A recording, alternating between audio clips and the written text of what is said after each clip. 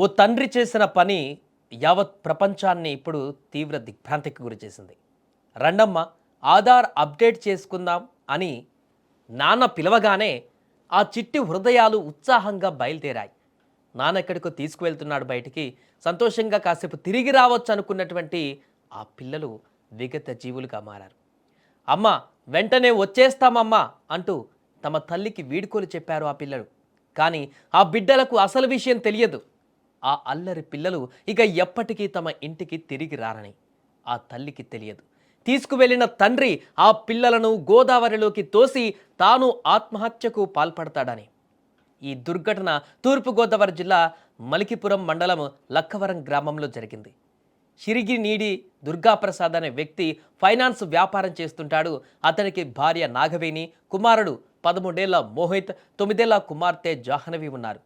ఈ కుటుంబం వారం రోజులుగా విశ్వేశ్వరాయపురంలోని నాగవేణి కన్నవారి ఇంటి వద్ద ఉంది.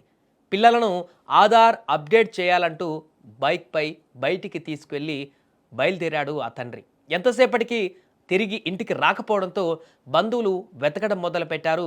చివరకు చించినాడ వద్ద ఉన్న వశిష్ఠ వారధిపై దుర్గాప్రసాద్ బైక్ కనిపించింది. బైక్తో పాటు అక్కడ చెప్పులు, ఫోన్ నెంబర్లతో కూడిన ఒక కాగితం కూడా దొరికింది. ఇక అక్కడున్నటువంటి బంధువులకి ఒక్కసారిగా గుండె జారినంత పనైంది. సమాచారం అందుకున్న వెంటనే పోలీసులు గోదావరిలో వెతకడం మొదలుపెట్టారు. నిన్నంతా గాలించగా దుర్గాప్రసాద్, కుమారుడు మోహిత్ మృతదేహాలు లభ్యమయ్యాయి. అయితే చిన్నారి జాహ్నవి ఆచూకీ మాత్రం ఇంకా కనిపించలేదు. ఈ రోజున కూడా మళ్ళీ గాలింపు చర్యలు చేపడతామని పోలీసులు తెలిపారు. పోలీసుల ప్రకారం, వారు చెప్తున్న వివరాల ప్రకారం వంతెన మీదకు 2 పిల్లలతో వచ్చినటువంటి దుర్గాప్రసాద్ ముందుగా కుమార్తెను నదిలోకి తోసేసినట్టుగా తెలుస్తుంది.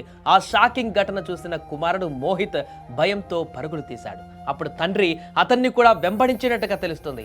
అటుగా వెళ్తున్న ఒక ఆటో డ్రైవర్ ఈ విషయాన్ని గమనించినట్లుగా కూడా తెలుస్తుంది. అయితే ఆ ఆటో డ్రైవర్ సరదాగా పరిగెడుతున్నారేమో, ఆడుకుంటున్నారేమో తండ్రి కొడుకులు అని చెప్పేసి అనుకున్నాడు. ఇంతటి దారుణానికి ఒడిగడతాడని కూడా మేము ఊహించలేకపోయామంటూ కూడా ఆటో డ్రైవర్ చెప్పినట్టుగా తెలుస్తుంది.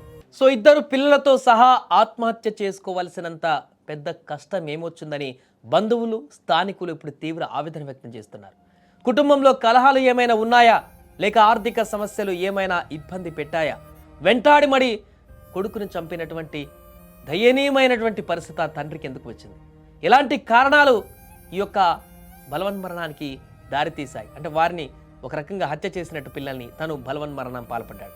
అన్ని యాంగిల్స్లో పోలీసులు దర్యాప్తు చేస్తున్నారు. కాగా దుర్గాప్రసాద్, నాగవేణిలది ప్రేమ వివాహం.